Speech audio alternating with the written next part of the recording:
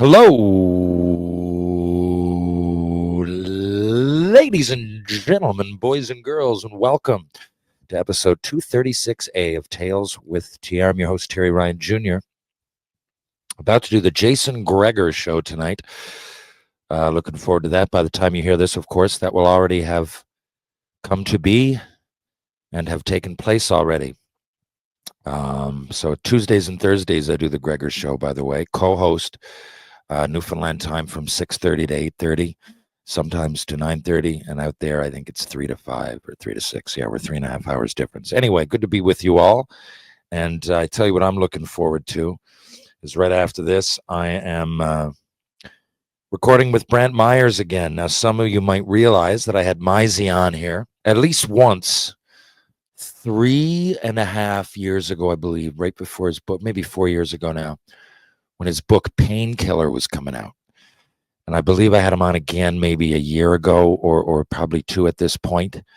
It's tough to remember. You have so many guests. I mean, what are we at here? Yeah, 2:30, whatever. But Mizey is, a real interesting book. I mean, I'm sure most of you know Painkiller is to do with his struggles and achievements, I guess, in his whole life in and around hockey and being a substance abuser. Mizey hit the bottle pretty hard and then got into the coke more than anything, I believe, from reading his books. And, because there's all kinds of things you can be addicted to, of course. Not all are drugs, Sugar? No, sugar can't be a drug. What is it? What's the actual definition of drug? Anyway, there's all things. You can be addicted to sex. You can be addicted to fucking, I don't know, the internet. Mizey happens to be addicted to booze and alcohol and drugs. His story is a rollicking fucking you'll go through a whirlwind of emotions. Even if you're a hockey player or a drug addict, you'll learn things about drug addicts and hockey players that you didn't think or you just had no idea, even though I'm immersed in hockey. There's things in there that I go, holy shit. I drink, usually on average, I say drink a lot.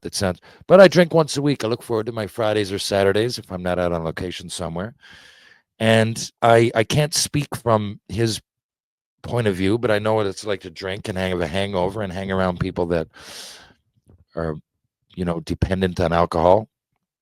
Mizey's case, it's, physically, it hits his body and his thoughts and everything change. He becomes like you'll say it, a drug addict that lies, that just wants more coke or booze or whatever. Now, I'm not going to spend this whole time dwelling on that, nor am I going to dwell on that when we speak. I'm going to talk to him a little bit about it because he's got a podcast now called Unhammered.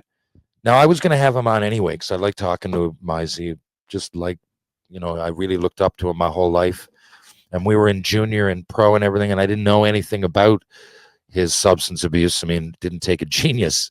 I need to laugh. It didn't take a genius to figure it out afterwards. I mean, every time I saw him, we were fucking hammered. Or, you'd do the tour in Edmonton, and I used to go to Cowboys a lot. There was Esmeraldas, I think they called it, like the Iron Horse, even like Senior Frogs. I played with guys in the Western League, and I would go there frequently in the summer. Sheldon Surrey is a great mutual friend. I mean, he's one of Mizey's best, one of my best, especially back then. Sheldon was my best hockey friend. And I would go there to Edmonton to be with Sheldon. And that's where I got to know Mizey. In my eyes, Mizey was like to be really looked up to. I'm a couple years younger. I'm sure the first couple times I met him, he didn't know who I was. He might say he did. But, he was the heavyweight in the Western League, and there were lots of them. But if there was one name when I was 16 came in that everybody talked about and that I was taught to be scared of was, well, in a sense, was Brant Myers. Now, you might see the first game I fucking played against him, we were playing like shit, and we got reamed between the first and second. I went out and fucking chopped the goalie, Jared Daniel, after he had the puck. It was just, par for the course back then. I wanted to do something to stand out. I knew Myers was out there, and I figured he was going to come at me. And it's funny because he paired off with Ryan Marsh. Those of you Edmonton hockey fans will know that name. He coached there for a long time. Got 5 still coaches just overseas. But Marshy he was captain of U of A for at least one or two of their championships, and I think they won 3 or 4 in his tenure there. They were kings of the castle when it came to university hockey for a while, and still are fucking unbelievable. They win it every other year, it seems. Back then, they put together a few. They just had a fucking a wicked team. Anyway, so you'd know Ryan Marsh. One of my best friends played in Quesnel when I was 14, 15. I tell you guys about it. We went to Tri-Cities together. You'll know Sheldon, but you probably don't realize that Ryan Marsh made that journey with us as well. And anyway, Marshy got paired up with fucking Mizey, and Mizey beat the shit out of him. It was great that Marshy was game, though. He really was. And that was it. Like Jerry Johansson, who a lot of you'll know, he's an agent and has been an agent for a long time. He was our director of player development, or maybe assistant GM or whatever, but he was there at all the games, and he walked into the room and he fucking snapped on us. This was Tri-City Americans 93, 94. And he said, I remember, and we were doing something right because we were the third or fourth line, myself, Jeff Lynch, and Mark Steffen. And he came in and he said, he goes, the only guys playing with any grit at all are 16 and 17. And he mentioned 3 of us by name. And I looked at the boys. I said, fuck it, let's go put it into overdrive. We're already in the good book. I'm going to go start a line brawl. And they giggled, and I went out, and fucking that's it. Daniel made a save, and I just went in and fucking chopped him over. Again, I chopped him on the pad. I didn't do it to hurt him. I wasn't out to hurt people. I really wasn't. But message sent. And Mizey came in, man, and he fucking came at me, and I was like, okay. It was kind of like, you all know about my Ty Domi incident, like fighting him at 18. No different than fighting Mizey at 16, except, again, Mizey goes with fucking Marshy, and I get paired up with Valerie Bure. Of all people, I didn't fight Valerie. I ended up playing with him in Montreal, Fredericton briefly. But, he was in the league because he was a smallish forward who was a bullet. I mean, he wasn't Pavel, but he was similar, shot right. Pavel shot left. But like a real water bug, like a little bit shorter than Pavel, but a bullet. I mean, a bullet. But a real, if you talk like the Western Hockey League, he was a featherweight. There's like heavyweight, middleweight, lightweight, obviously. This guy was a featherweight. And I didn't want to fight him. It wouldn't have sent any message other than I'm a pussy for grabbing Valerie Bure. So message sent. I started a line brawl. I certainly didn't finish it. Marshy got fed. And that was the first time I played against Myers. But it was known that he was the guy. And like I said, there were real tough guys. I could go down a list. You wouldn't believe some of these guys. Like Scott Parker was in the fucking league, and Rocky Thompson and Wade Belak. Jesus. And everybody had like guys like Clark Wilm and fucking Chris McAllister and Strudwick. And, but there was guys like Rob Skurlak, another guy, huge. We called him Furnace Face, just fucking huge for Kamloops. Kevin Sawyer does commentary for Fox now. Look at his penalty minutes and where he, like every team had like scary tough, and then a bunch of heavyweights, guys like me that were mids that would fight the heavies. That in my last year junior, I was, I'm not saying I was fighting those guys, but you get older, so you're 18, 19. When I was 19, I only played with Red Deer. I didn't get in a fight. That was a asterisk year. I'd made Montreal, and then I had some concussions, so I went to a tough team because in junior, part of that reason, because they didn't want me to fight. But anyway, when I 18, come back, you get older, and so Mizey was a year or two older than all those guys I just mentioned, at least a year or two, and so he was the toughest on the block when he was like 17, 18. You could make an argument. So when Mizey was 19 in our league, he just terrorized it. And it was a league that, like I said, at 16 years old, I had like 20 odd fights, right? And I would be like, I don't know if I led our team, maybe, but I close to, because I got in a lot of fights, but I wouldn't have been considered anywhere on anybody's radar of like toughest in the league. What I was getting at, I think, and there's a Western League, there's a vote, and it comes out, it's like best in the West poll. And they really do this amongst all the players.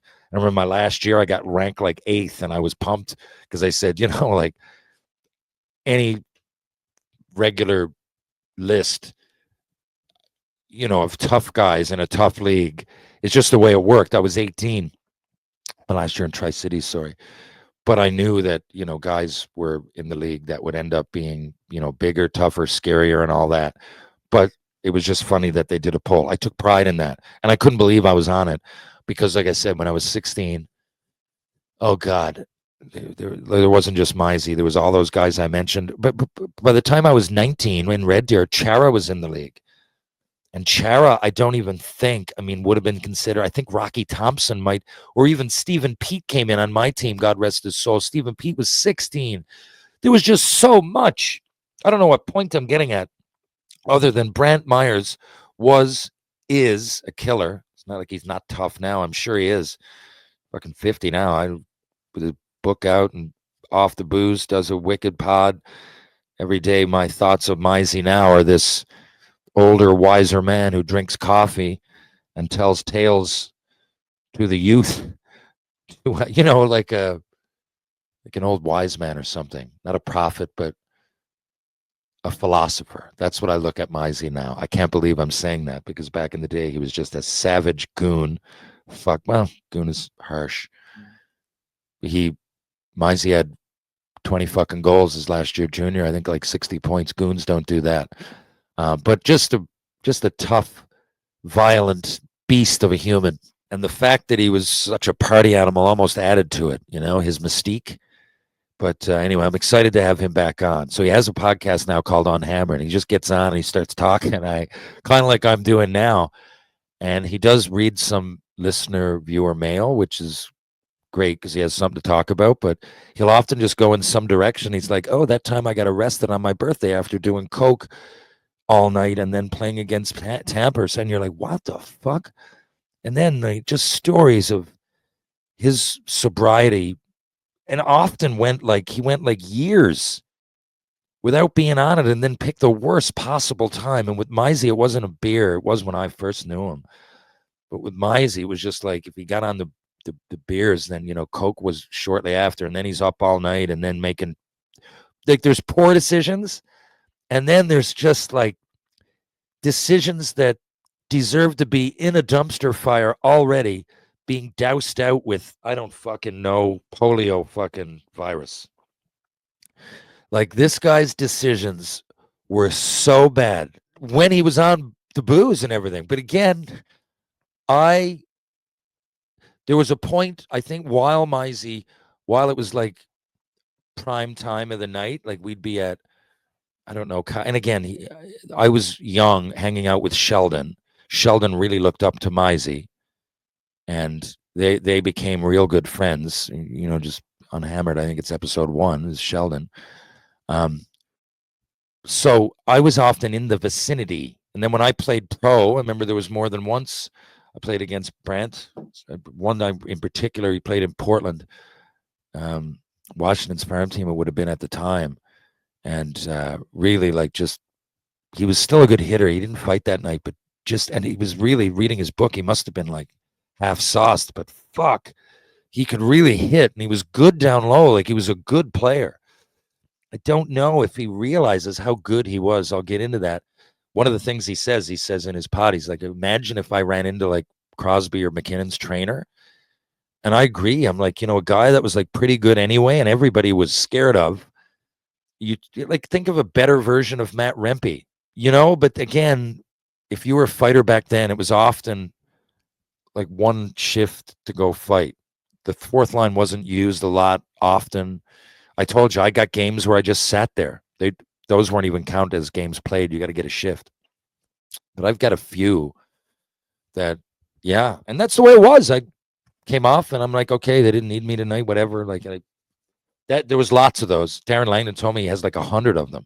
But so often if the situation called for it, like a few of those games that you see me, I got played. I think I talk about one of them when I fought Cam Russell. Like, you might be there for a period, and then if you've got a quote unquote, I don't want to say goon, let's say tough guy, like on my line, like in Montreal, it was Dave Morissette at times, Mick Vukota.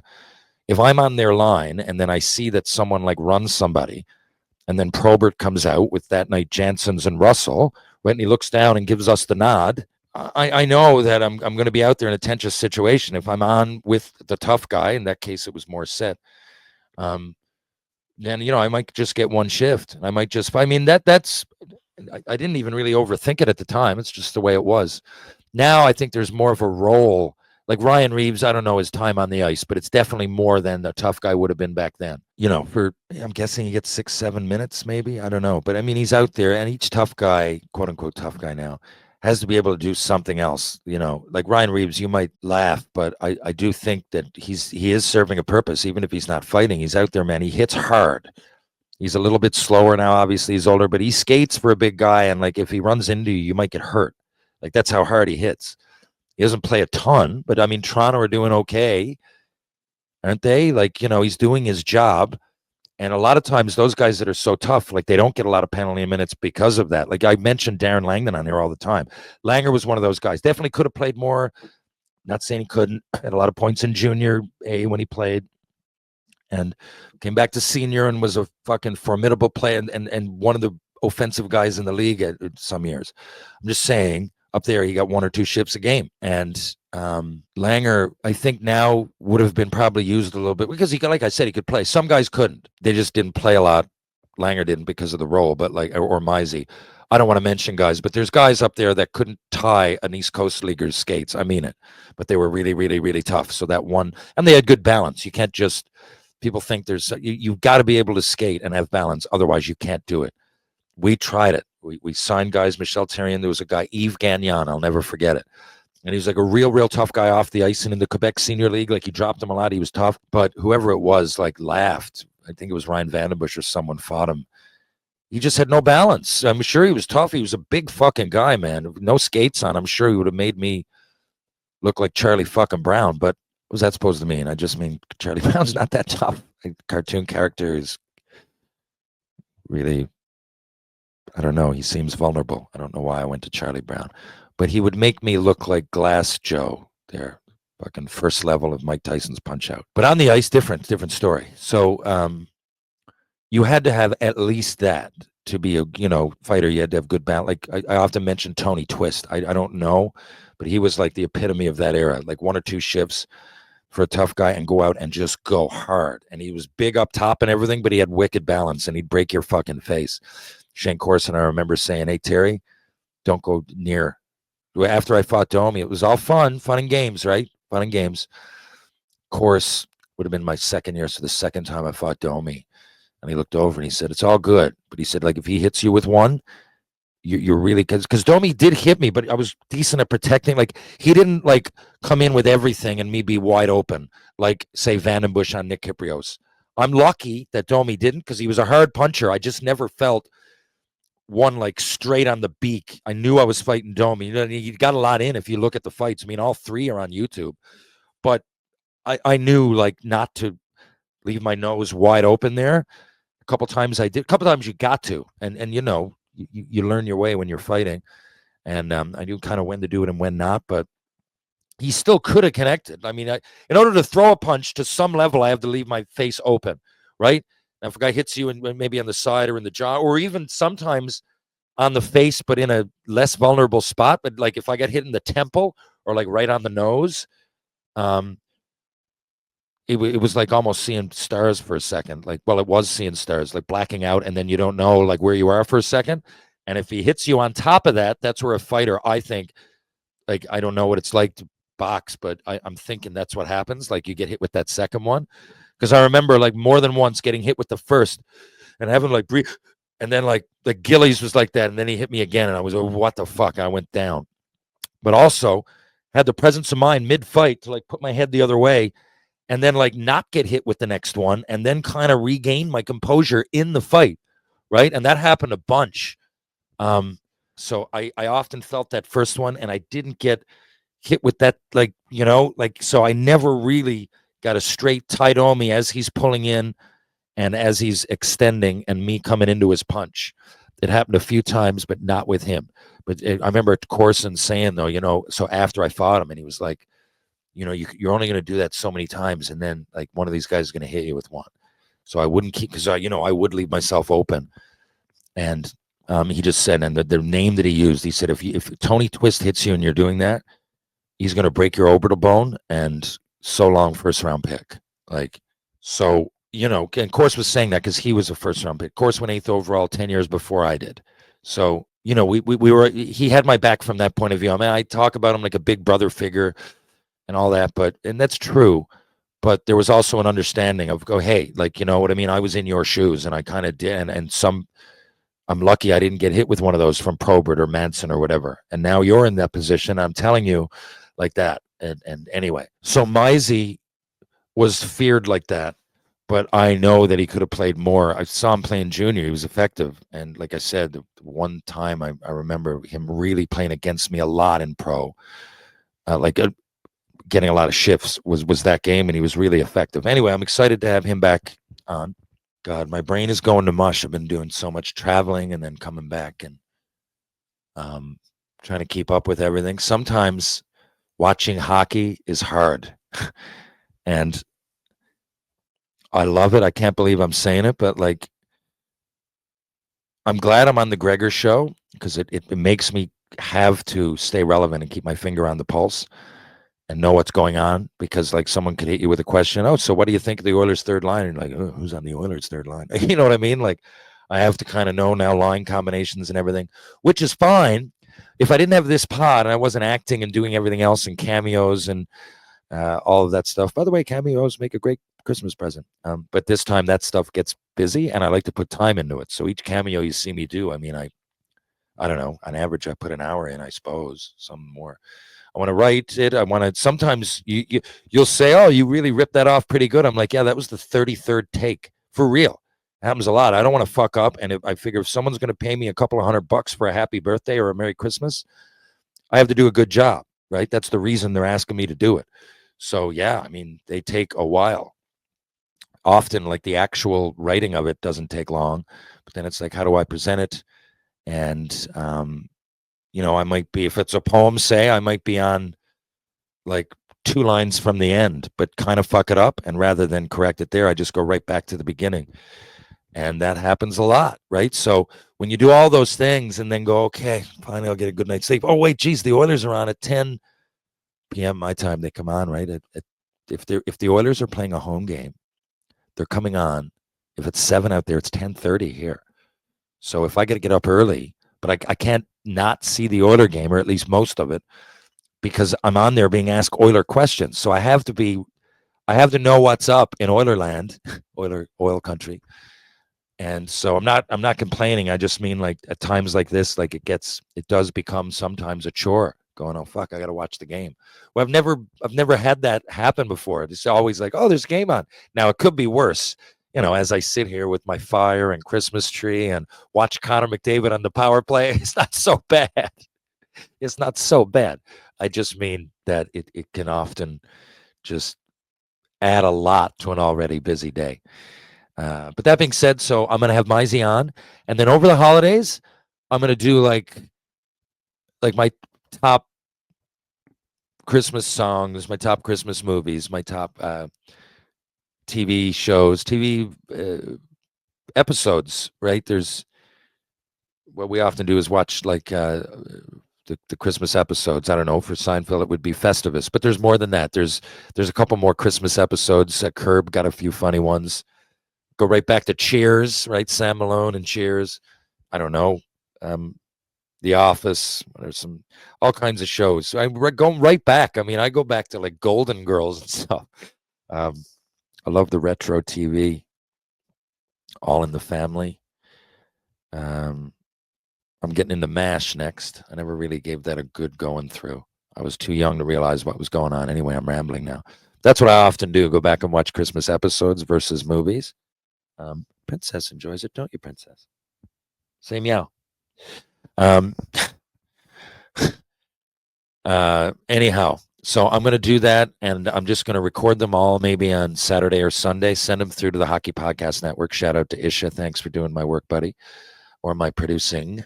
and then just kind of drop them over Christmas. I might take a bit of a break, but the pods will be there. I don't know about a guest. I might have my dad, but to be honest, boys and girls, I don't really want to bother anybody at Christmas to be on a pod. If it happens organically, great. I'm going out to Dave Whitty, Tibbs Eve here, which is a great day, great show. I had Dave on a few weeks ago. That's on the 23rd. If I run in to Teddy Purcell or Johnny Reardon or Carl English or someone that says, hey, you know what? I'd love to be on your pod. I'll do it during Christmas. I mean, if not, I'm just going to get some guests again afterwards. So I am going to put something out there. I know a lot of you like to listen to podcasts, and I'm going to be looking forward to my favorite podcasts during the break. No reason that I shouldn't put something out there for you guys. It'll probably be just some of my, Christmas favorite things and whatnot. If you want to listen to it, great. If not, go fuck yourself. Hey, princess. Tell them to go fuck themselves, princess. Say it. Say it. One. Meow, meow. Say meow. Say meow. Say meow. Come on. That's it. I know she wants to talk, but she's not very talkative right now. And all she ever has to say is meow anyway.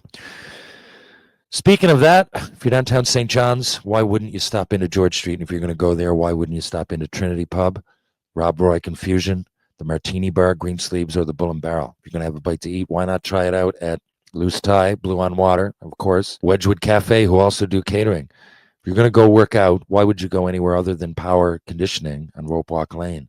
Strength and balance for the body and mind. Ryan Power, Power Conditioning. If you're going to go to Mr. Lube, there's 2 locations right here in St. John's, Newfoundland and Labrador. Kemount Road and Torbay Road. Live, laugh, lube. Pitbull Pain Relief, the pain sticks that just don't quit. Go to pitbullpainrelief.com. See what all the fuss is about. Mugsy jeans, I love them. They're comfortable. They fit pretty well. They're good. They're my favorite jeans. They're Mugsy. They're jeans. Carpet Factory. If you're in St. John's, you want a carpet, go to the fucking Carpet Factory. If you know what's good for you. What have I missed? True Hockey. Take what's yours. Thank you to Corey Gregory and all the great people at True Hockey for setting me up with my favorite twigs. True Hockey, take what's yours.